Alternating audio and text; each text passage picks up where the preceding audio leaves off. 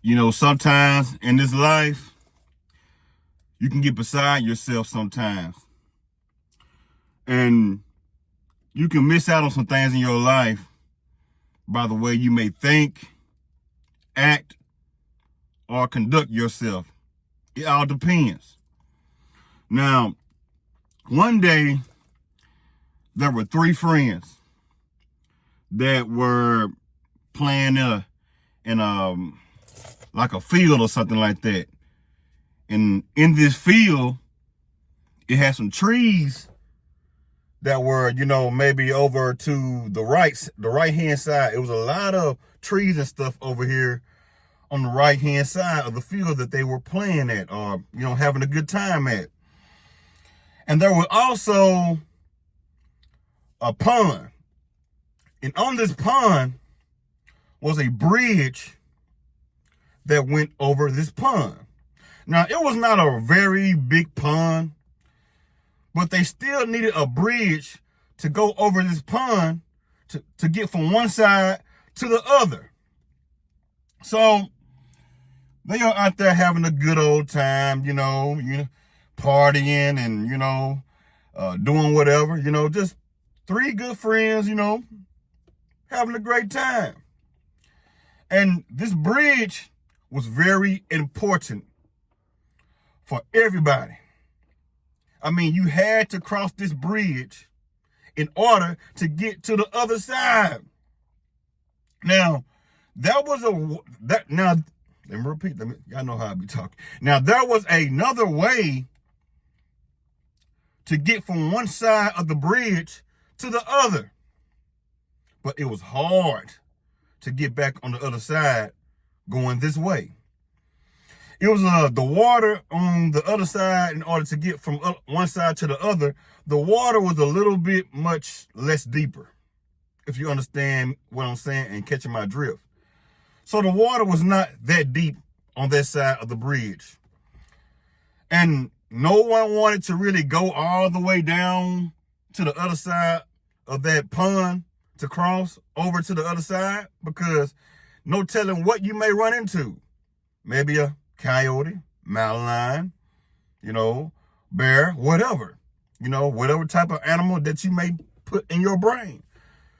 You don't want to go all the way down there and risk something else happening to you. You're already worried about crossing back over the bridge. But anyway, they crossed over the bridge and, didn't think anything of it. So they had one friend that thought that it would be a joke to cut the bridge down. Y'all know how they say out there when somebody burns the bridge down? One friend cut the bridge down and thought it was funny.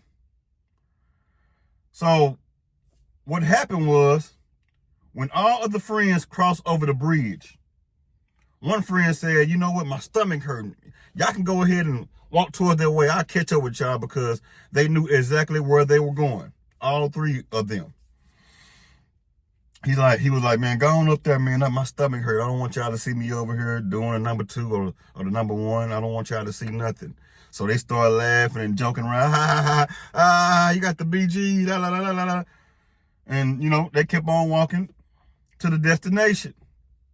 Like I said, he thought it would be a joke to cut the bridge down. He thought to himself, if I just cut it down a little bit, we'll still probably be able to jump into the water and climb back up on the bridge and go back up, which I think is stupid.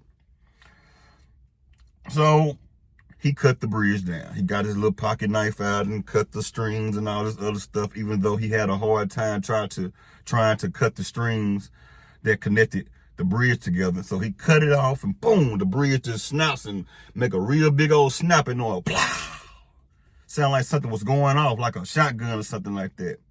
Because the bridge had, wood and stuff on it, and it was connected to one side to the other. So the bridge was disconnected. And he looked and he was like, what did I just do? I'm trying to play a joke, but now the joke is on me. I made a very big mistake. So he began to feel real crazy on the inside and said, whoa, why did I do this? Let me go up here and tell my friends what's going on. Because I don't know how we're going to get back over without crossing over to the hard part. I mean, I don't know how we're going to get back on the other side without going through that part over there that no one wants to cross.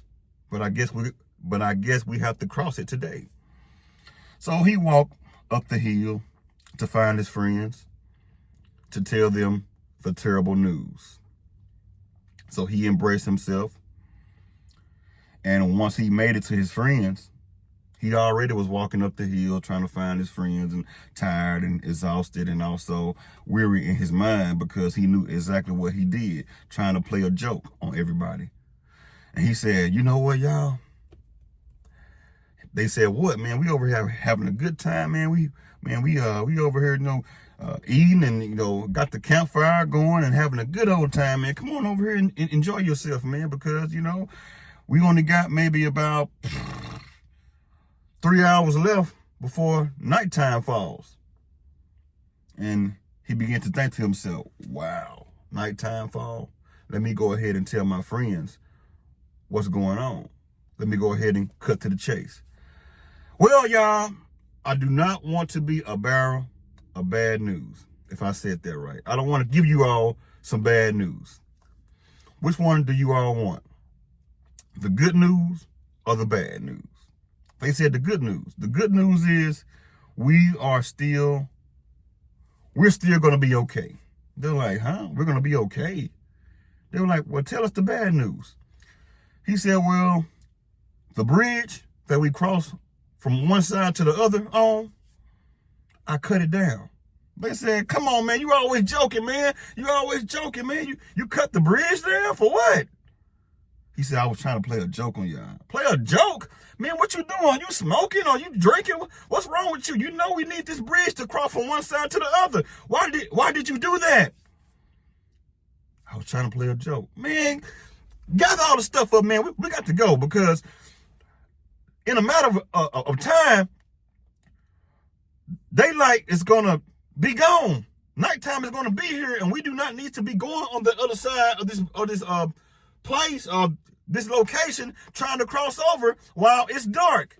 We don't even know what is down there. It could be anything down there. A bear, or it could be anything.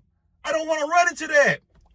So they start gathering up everything, and start panicking and started, going towards this, the other side of that location because the bridge is gone. So they started panicking and gathering stuff up, maybe even left a few things behind because they're more concerned at this moment about getting over to the other side. So they are running and trying to get over there because it took a long time to get to the other side. So 30 minutes, 45 minutes pass by, they are finally at the other side of this location. No bridge. The only thing that is located there is some shallow water.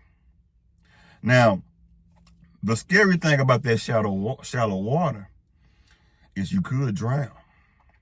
No one really trusts this part of the bridge or the lake.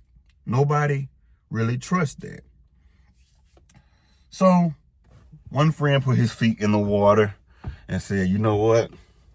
Let me go ahead and check this out. It seems like everything is okay.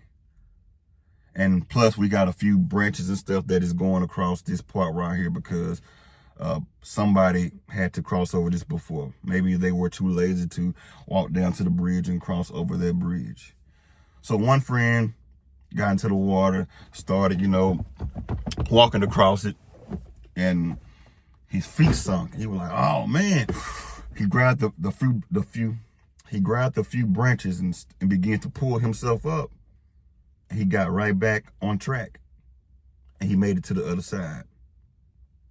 Now, I will say he made it to the other side with no hesitation, but that would be a lie. He had to struggle to get to the other side. That's the reason why no one wanted to cross on this other side of this pond, because you never know what is going on in their water. Anything can happen to you. Could be a snake or an alligator in the water. Who knows? So the next friend do the same thing. Put his feet in the water. Feet kind of sink a little bit. He said, you know what? I got to hurry up and get across this because nighttime will fall at any time. So let me go ahead. Boom, my feet sink. Pull myself up. Get over to the other side.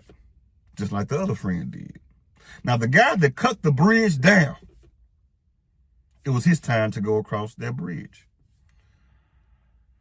He put his feet in the water. He put his feet in the water.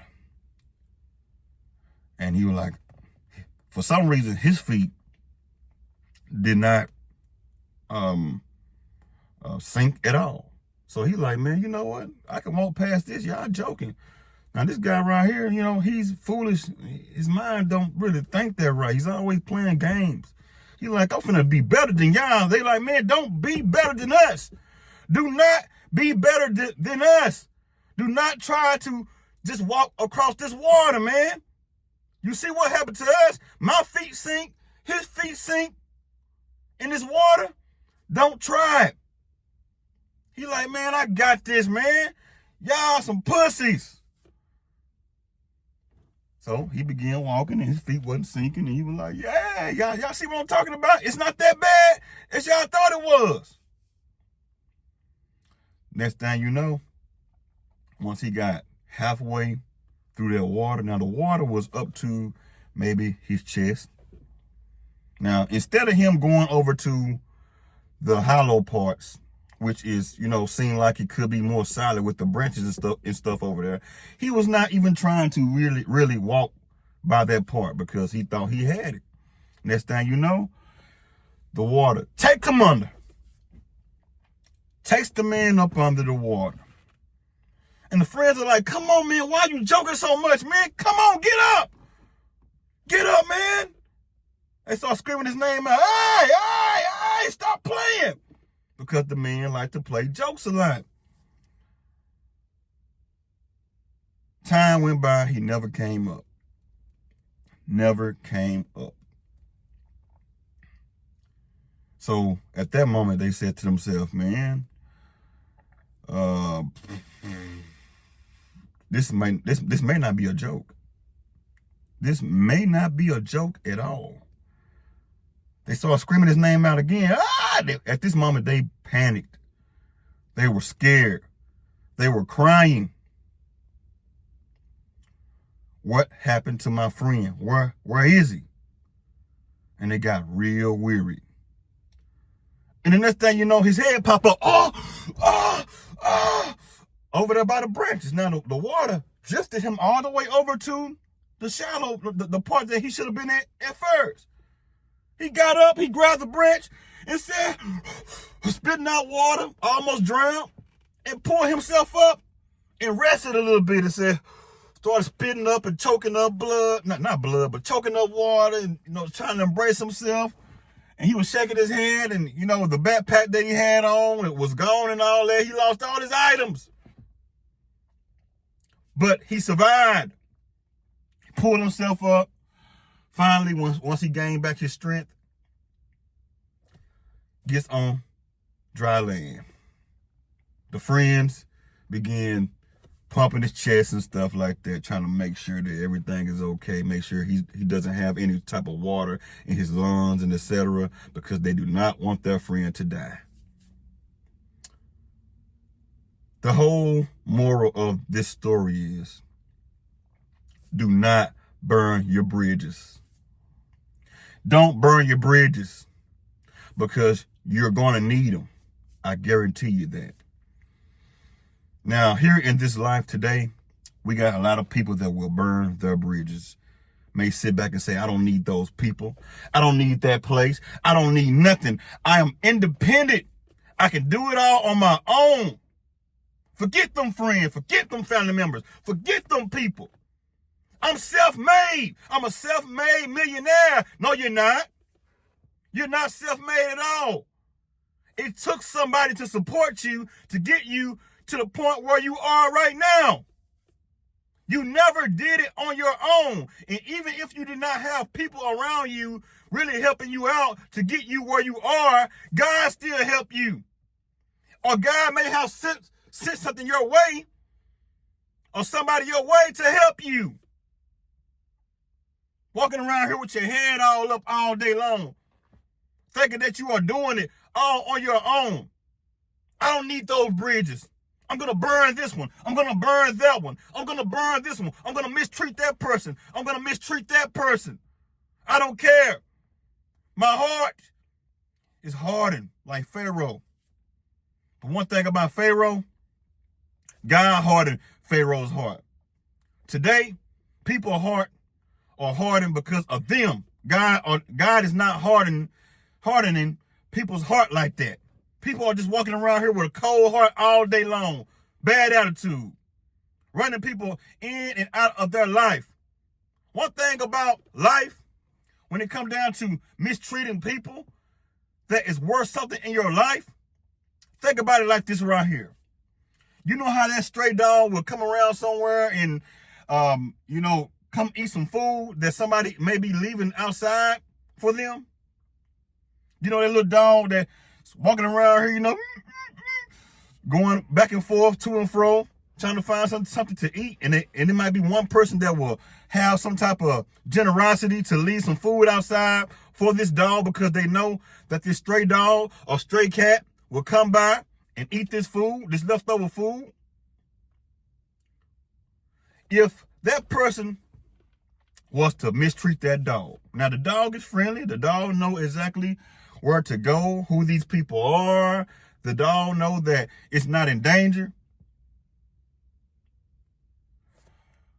If they was to mistreat this friendly dog enough, guess what that dog would do?